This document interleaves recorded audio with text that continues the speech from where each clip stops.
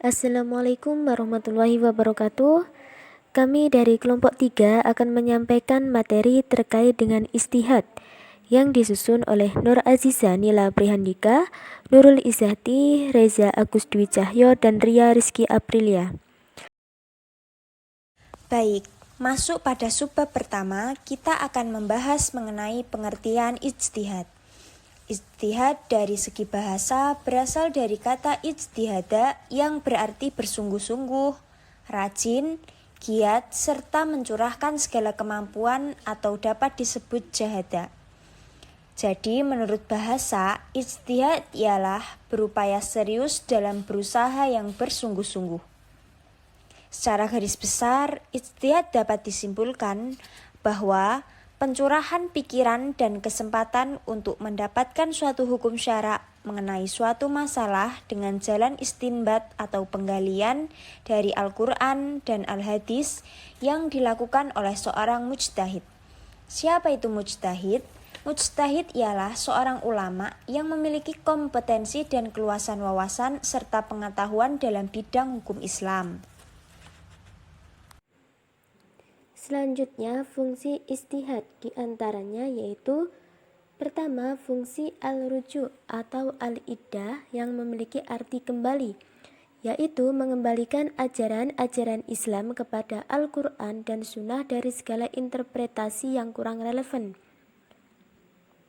Kedua, fungsi al-ihya atau kehidupan, yaitu menghidupkan kembali bagian-bagian dari nilai dan ajaran semangat Islam agar mampu menjawab dan menghadapi tantangan zaman.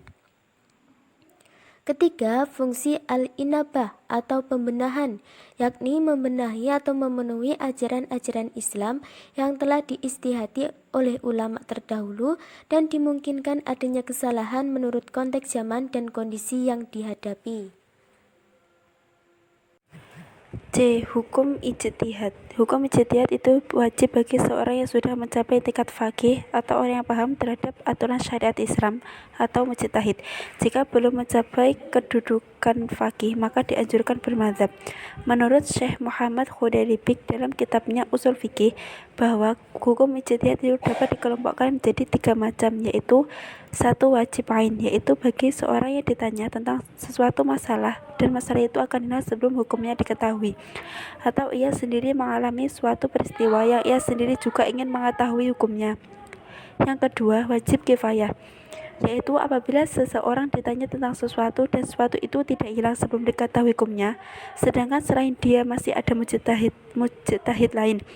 Apabila seorang mujtahid telah menyelesaikan dan menetapkan hukum sesuatu tersebut, maka kewajiban mujtahid yang lain telah gugur.